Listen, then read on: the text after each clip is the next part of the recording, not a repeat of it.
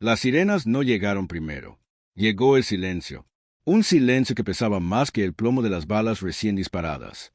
Los cuerpos de Ximena Guzmán y José Muñoz yacían sobre el asfalto negro, aún tibio por el sol de la tarde. Uno con el cráneo abierto, el otro con los ojos vacíos. Nada en sus agendas indicaba que morirían ese día. Pero alguien más lo sabía, y lo había planeado con exactitud quirúrgica. La reunión en Tonanitla debía ser de rutina. Salieron del edificio por la puerta lateral, el sol reflejándose en los ventanales rotos del taller contiguo. Al llegar al vehículo, una van tipo B sin placas ya los esperaba. 2 disparos. 2 impactos en la base del cráneo. El tiempo exacto, 9 segundos. La ejecución fue tan precisa que ni los pájaros de cableado huyeron al estruendo. Las cámaras de seguridad del perímetro no mostraron nada. No fallaron. Fueron anuladas. Solo una cámara de un comercio ambulante captó el vehículo. Una imagen granulada. Van gris, puertas traseras abiertas. Suficiente para encender todas las alarmas. Omar García Arfuch vio la imagen 3 veces. No habló. Solo dijo una frase. Encuéntrenla antes del anochecer. Drones, triangulación por celular, registros de peaje. Todo fue activado en menos de una hora. Y funcionó.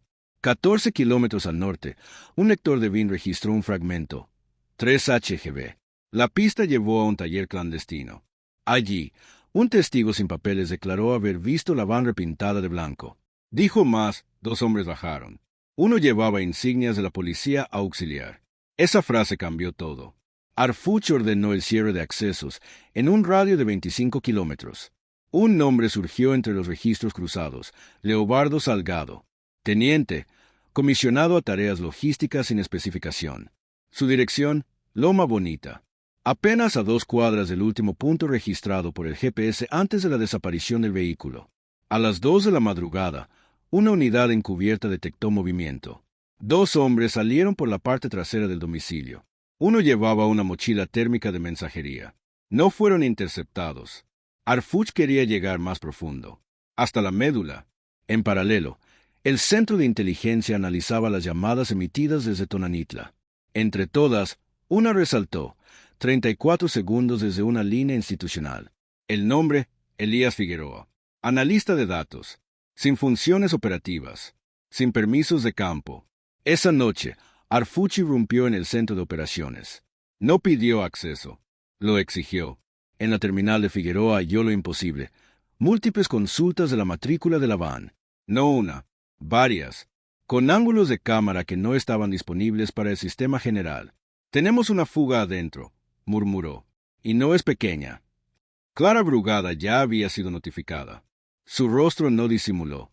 Los flashes de la prensa captaron su expresión al ingresar a la sede de partido. No estaba sorprendida. Estaba advertida. La noticia estalló en redes sociales. Doble ejecución en Tonanitla. Silencio oficial ante crimen político. Un video en TikTok mostraba el callejón con una música macabra y la frase, ellos sabían demasiado. Pero lo más inquietante llegó con el amanecer.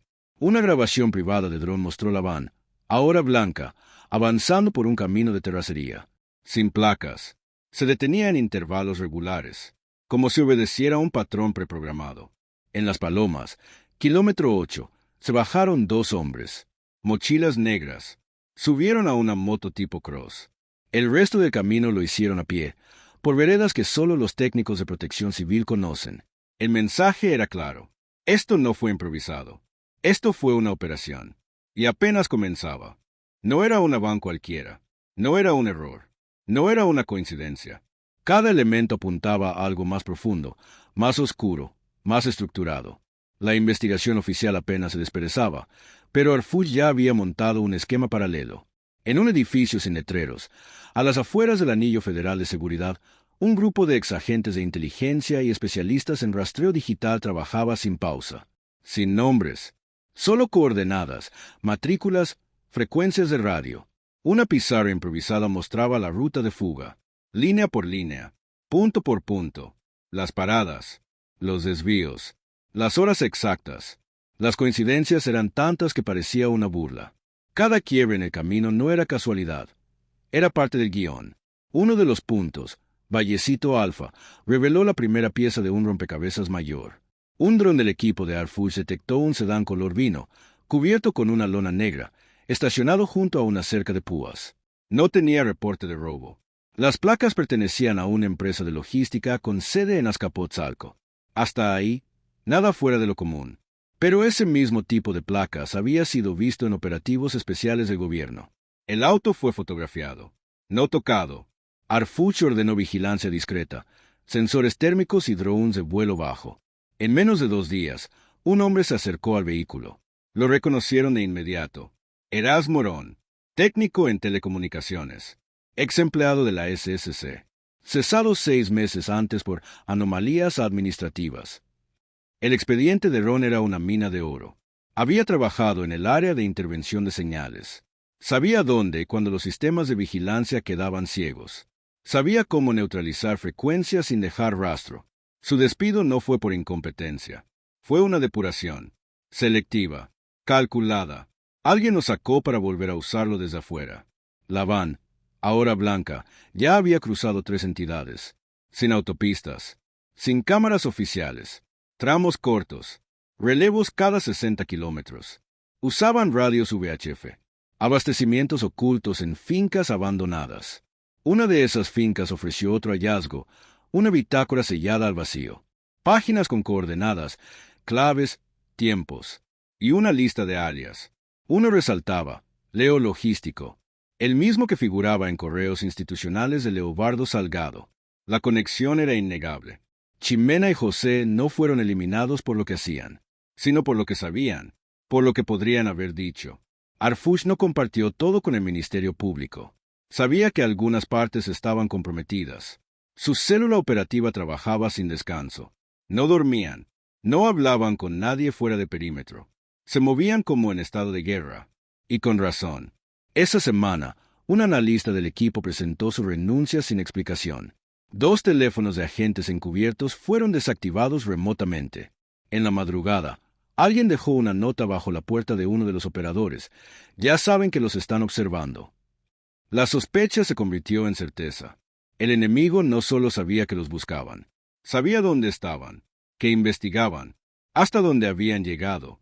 En el búnker, Arfush respiraba lentamente frente a una hoja impresa, una lista de llamadas desde el nodo de Tonanitla. El nombre de Elías Figueroa volvía a aparecer, pero esta vez no solo como emisor de una llamada. Su celular había hecho ping en 3 antenas distintas, todas ubicadas en puntos clave de la ruta de fuga. Era el momento de cruzar la última línea. Quiero barrido completo en sus servidores. Todo, personales, institucionales, cada byte. El equipo forense digital trabajó como si sus vidas dependieran de ello. Tal vez sí. Lo que encontraron congeló la sala. Transferencias de datos. Desde una terminal en la Torre Violeta. Un edificio sin importancia aparente. Oficinas grises, puertas metálicas. Ahí funcionaba la subdirección de contratos logísticos. Desde ahí se aprobaban rentas de vehículos para operativos especiales. Una de las IP conectadas a esa red envió un correo encriptado a un dominio ruso. Asunto, Sombra Norte. Adjuntos, un PDF con coordenadas. Una captura de mapa con rutas en tiempo real. El remitente, una cuenta vinculada a Transportes Cáligo. Dueño, Jorge Brugada. Hermano menor de Clara Brugada. El círculo se cerraba. No era una ejecución. Era un operativo. Con logística institucional. Contratos legales. Placas oficiales. Y nombres conocidos. La muerte de Chimena y José no fue un error. Fue una advertencia. Fue un mensaje. Y el mensaje era claro. Estamos dentro. Y vamos por ustedes. La frase apareció subrayada en negritas en el informe consolidado. No era un vehículo robado. Fue suficiente para detener cualquier otro análisis. Era el punto de quiebre. La confirmación que nadie quería leer pero que todos temían. La van gris había sido rentada de forma legal. El contrato estaba a nombre de Transportes Cáligo, una firma con oficinas discretas en Azcapotzalco. Nada llamativo. Ningún antecedente. Limpia en los registros. Hasta que alguien miró más de cerca. En 3 años, Cáligo había firmado 29 convenios con el gobierno de la Ciudad de México. Traslados de armamento, logística para operativos conjuntos, rutas especiales para personal de inteligencia. Y lo más delicado, entrega sin rastro entre dependencias durante contingencias. Era un operador invisible dentro del sistema, legal, pero intocable. El dueño, Jorge Brugada, hermano menor de Clara, empresario de perfil bajo, sin presencia pública, nunca daba entrevistas, nunca aparecía en eventos oficiales, solo firmaba. Hasta ese momento, la coincidencia de apellidos había sido una anécdota. Ahora, era una bomba. Vínculo consanguíneo, contrato activo, vehículo implicado en ejecución.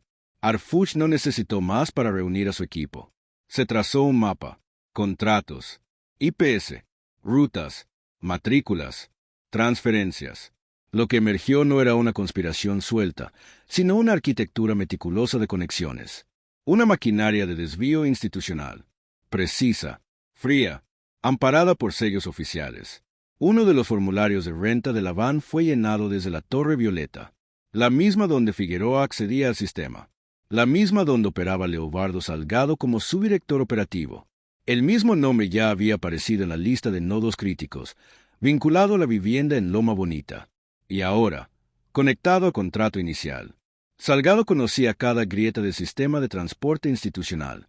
Había supervisado recursos móviles en 3 alcaldías. Sabía que placas no levantaban sospechas. Sabía cómo mimetizar una unidad ilegal dentro de un convoy oficial. No hubo margen para dudas. En una sala sin cámaras, Harfuch convocó a 3 fiscales federales. Presentó el cruce de datos. La ruta de la van coincidía con patrullajes. Los pagos se escondían entre facturas comunes. Las matrículas reciclaban códigos operativos reales. El patrón era sistemático. Y lo más devastador, llevaba años operando sin alertas. La hipótesis ya no era si fue una ejecución institucional. La nueva pregunta ¿era una red tolerada o una estructura paralela? Todo apuntaba a lo segundo. Una auditoría independiente confirmó que 4 unidades asignadas a Transportes Cáligo tenían GPS de la policía capitalina. Tecnología avanzada, capaz de emitir falsos positivos o crear zonas ciegas en la red de videovigilancia. 2 de esas unidades fueron vistas en zonas donde ocurrieron ejecuciones previas. Una fue estacionada repetidamente frente al edificio de la Fiscalía durante noches específicas. Lo dijeron en voz baja, pero todos lo pensaban. Esto no es corrupción. Es insurgencia.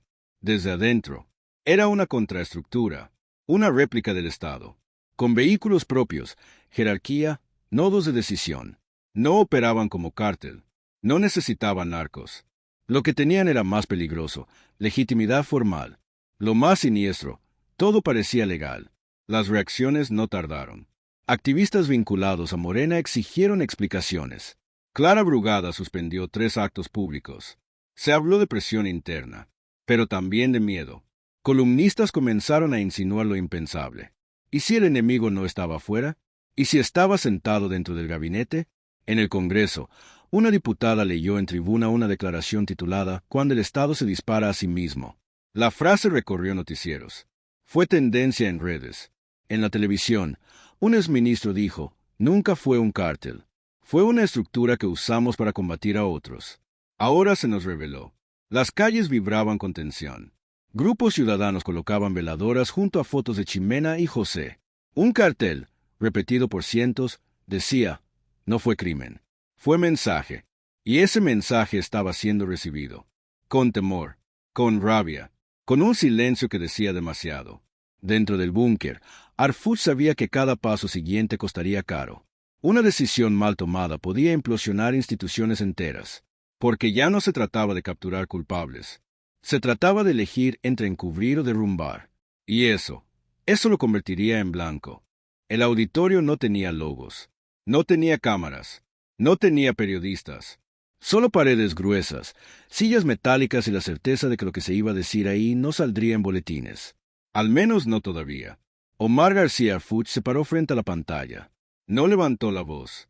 No dramatizó. No necesitaba hacerlo. Las imágenes lo harían por él. El rostro de Ximena Guzmán apareció primero. Luego, el de José Muñoz.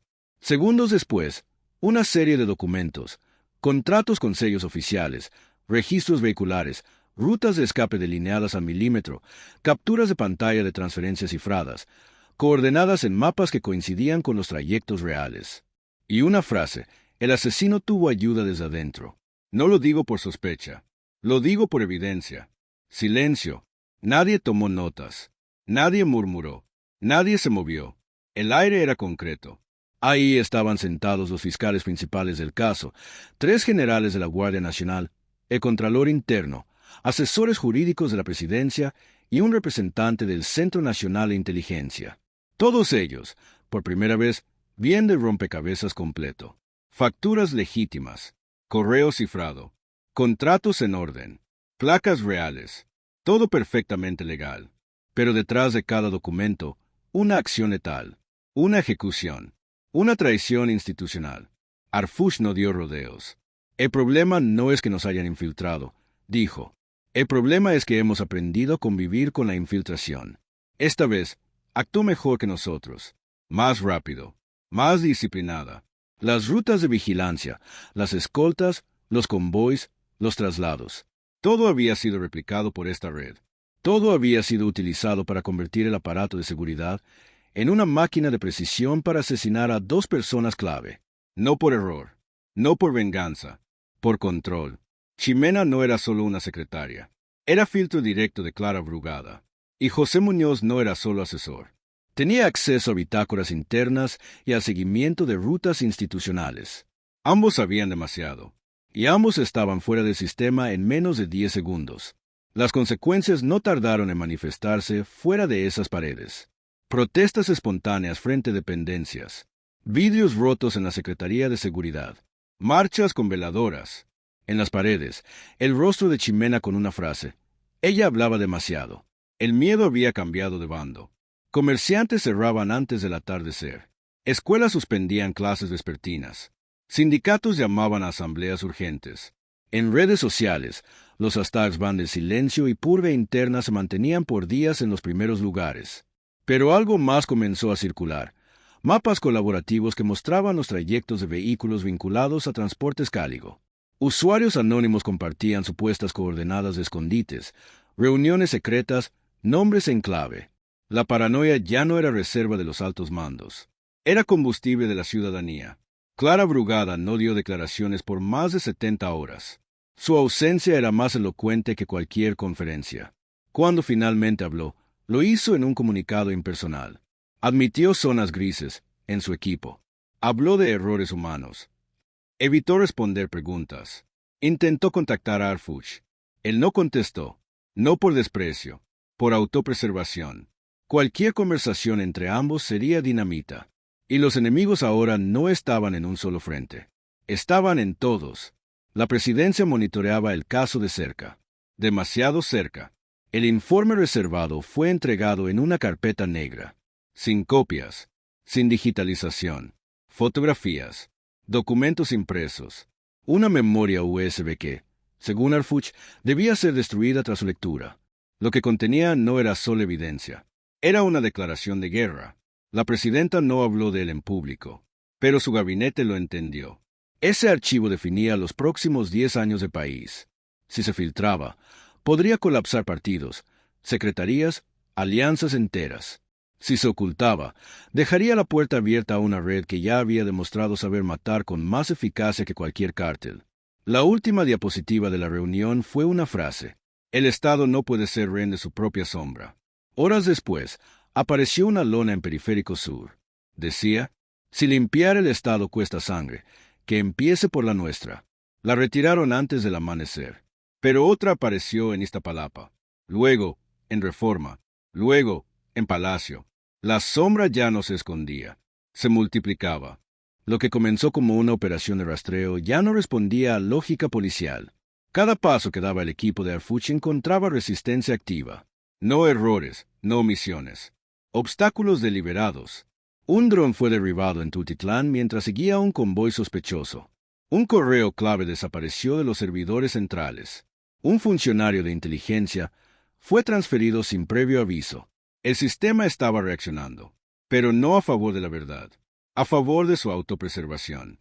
Una nota anónima, escrita a mano, apareció bajo la puerta de un agente clave. Sabemos que estás mirando. Nosotros también. No era una amenaza, era una advertencia. Y también un mensaje. estaban siendo observados por los mismos ojos que antes obedecían sus órdenes. Dentro del búnker, el ritmo era frenético. La pizarra de conexiones había duplicado su tamaño. Rostros, siglas, empresas, rutas, pagos. Pero 3 nombres ya no eran nodos, eran centros gravitacionales. Elías Figueroa, Erasmo Morón, Leobardo Salgado. Un analista con acceso a terminales, un técnico en apagones digitales y un operador logístico con firma autorizada. Juntos representaban la estructura invisible de una red dentro del Estado. No para vigilar, para eliminar. La Torre Violeta, antes irrelevante, se convertía ahora en epicentro. Desde ahí se habían gestionado rentas, enviado correos cifrados, aprobado matrículas. Y lo más inquietante, transferido paquetes de datos a direcciones externas. Uno de esos paquetes, según el equipo forense, contenía patrones de desplazamiento de funcionarios públicos con escoltas, rutas diarias, horarios estimados, nombres en clave, vulnerabilidades. Esa no era una red de espionaje, era una red de ejecución programada. Y tenía todo lo necesario: vehículos, rutas, cobertura legal, conocimiento técnico y protección institucional. Pero quedaba un hueco. ¿Quién estaba arriba? El organigrama informal reconstruido por el equipo de Arfush mostraba 3 capas. La base, contratistas, choferes, técnicos desplazados, enlaces temporales. El medio, funcionarios activos, comisionados con acceso real. La cúpula, sin nombre, sin rostro, pero con firma, la de Jorge Brugada. No aparecía en actas públicas, no asistía a reuniones, pero su nombre estaba detrás de cada movimiento de transportes Cáligo. Y ahora se sabía. Había autorizado contratos que coincidían en tiempo y espacio con operativos donde ocurrieron desapariciones forzadas, traslados no documentados y ejecuciones silenciosas. Las preguntas empezaron a llover desde dentro del gabinete presidencial. ¿Hasta dónde había estado Clara Brugada al tanto? ¿Fue una infiltración que usó su apellido o un blindaje que permitió su operación? Nadie respondía. Todos especulaban. Mientras tanto, los fiscales revisaban grabaciones internas. Una en particular, captada por la cámara interna de un estacionamiento gubernamental, mostraba a Leobardo Salgado entregando un sobresellado a un hombre con gafas oscuras. Ese hombre era identificado como asesor externo en temas de movilidad urbana, sin cargo público, sin funciones técnicas, solo una credencial emitida desde la misma Torre Violeta. El sobre, según análisis visual, era uno de los modelos usados para transmitir autorizaciones firmadas sin pasar por los sistemas digitales. Órdenes paralelas, sin huella, sin trazabilidad. Todo diseñado para no dejar rastro, salvo para quienes sabían dónde mirar. El giro se volvió inevitable cuando una periodista filtró parte de un memorando interno que mencionaba una estructura de coordinación alterna. Nadie admitió su existencia, pero la frase encendió las redes. Almohadilla estructura alterna se volvió la chispa de una conversación nacional. Programas de televisión comenzaron a conectar puntos. Empresarios, contratos, funcionarios, muertos. Nadie lo decía claramente, pero todos lo insinuaban. ¿Y si no era una red criminal? ¿Y si era una estructura de Estado? ¿Y si no había roto el sistema? ¿Y si era el sistema? Las palabras rebotaban como proyectiles en cada mesa de redacción. En la calle, las veladoras fueron reemplazadas por gritos. «¡Queremos nombres!», gritaban frente a la Secretaría de Seguridad. «¡Queremos justicia!», exigían en el Zócalo. Pero en las paredes se leía otra consigna, escrita con aerosol negro. No fue ejecución, fue ajuste de cuentas interno. Y eso era más aterrador que cualquier teoría de conspiración. Porque si el Estado ajustaba cuentas consigo mismo, nadie estaba a salvo. El último hilo no se rompió. Se tensó, y al tensarse, reveló que no era uno solo, sino un enjambre. El equipo de Arfuch, ya reducido por presión interna y sabotajes discretos, enfocó sus recursos restantes en la única pista aún sin explotar por completo, la empresa Transportes Cáligo. No como prestador de servicios, sino como fachada. El hallazgo vino desde adentro. Un informante, anónimo, filtró una lista de unidades vehiculares asignadas en los últimos 6 meses. 24 vehículos.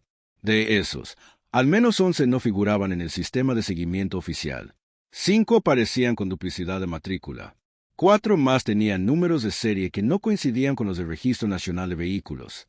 Pero lo más inquietante no fue la irregularidad. fue su patrón. 3 de esos vehículos estuvieron en los alrededores de ejecuciones clave vinculadas a actores políticos en declive. 2 fueron vistos en grabaciones no oficiales circulando cerca de operativos fallidos de la Guardia Nacional. Y uno solo, fue captado estacionado en una calle sin nombre frente a una casa de descanso donde se reunían, en secreto, altos mandos de la seguridad pública. Era el espejo completo. Caligo no era contratista, era cobertura.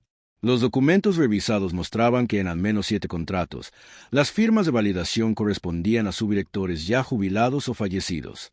Alguien estaba usando identidades muertas para mantener viva una estructura ilegal dentro de un sistema legal. La frase, entonces, tomó otra dimensión. Esto no es infiltración, es mimetización completa. El sistema no había sido penetrado, había sido duplicado. En paralelo, la presidenta, presionada desde múltiples frentes, convocó a una reunión extraordinaria. No fue en Palacio, fue en una instalación sin nombre, custodiada por elementos sin insignias. Allí recibió, en mano, el segundo dossier preparado por Arfush. Esta vez, sin filtros, sin contexto diplomático, solo hechos, rutas, nombres, fechas, transferencias, omisiones. Y una advertencia. El aparato institucional ha dejado de responder como un todo. Ahora reacciona por fragmentos. Y algunos de esos fragmentos son autónomos, armados, letales. Se discutió la creación de una comisión especial. Se debatió el relevo de mandos. Pero una voz, no identificada en las actas, dijo lo que muchos pensaban y nadie se atrevía a pronunciar.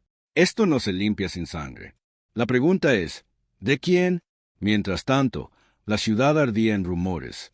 Las lonas regresaban a los puentes peatonales, pero ahora con frases más directas. No queremos purga, queremos quiebre. El silencio no protege, mata. El Estado no nos cuida, se cuida de nosotros. Los medios internacionales tomaron nota. Portadas con los rostros de Ximena y José acompañadas de titulares alarmantes. México, sombra dentro de la sombra, una democracia con puertas falsas, el Estado y su espejo oscuro. En las escuelas de administración pública, profesores debatían si lo ocurrido podía considerarse una insurgencia burocrática. En los cafés, empleados de nivel medio susurraban nombres. En los chats encriptados, operativos retirados advertían de listas de limpieza. Nadie se sentía seguro. Y sin embargo, Arfush no se detuvo. La noche antes de entregar el informe final a la Comisión de Seguridad Nacional, alguien colocó una caja frente a su vehículo. Dentro, no había explosivo. Había una copia de su propio informe, subrayado en rojo. En la última página, una frase escrita a mano. Tú lo armaste. Tú sabrás si puedes sostenerlo. Lo entendió al instante. Esto ya no era una operación. Era una cuenta regresiva. La estructura estaba viva. Tenía reflejos. Tenía ojos. Y ahora, sabía que sabía. Cuando salió del búnker esa noche, no activó escolta. No usó su camioneta oficial. No contestó llamadas. Sabía que cada decisión podía ser usada para silenciarlo o para exponerlo. Y eligió la segunda. La mañana siguiente, mientras las cadenas nacionales interrumpían su programación, Arfush apareció en una transmisión sin filtros. De pie, sin mesa, sin escenografía. Solo un archivo y una frase. No vengo a culpar, vengo a revelar. Y con eso, soltó el dossier. Cada hoja, cada gráfico, cada evidencia fue mostrada en pantalla. El país entero lo vio. Pero lo más aterrador no fue lo que mostró. Fue lo que dijo al final. Si desaparezco, si caigo, si me callan, sabrán exactamente por qué fue. Porque no estoy enfrentando un grupo. Estoy enfrentando una estructura que aprendió a parecerse al Estado. Y que ahora es indistinguible de él. Pantalla en negro. Silencio en los hogares. En los segundos siguientes, el país entendió algo irreversible. La guerra ya no es entre buenos y malos. Es entre quienes aún quieren ver y quienes ya aprendieron a mirar para otro lado.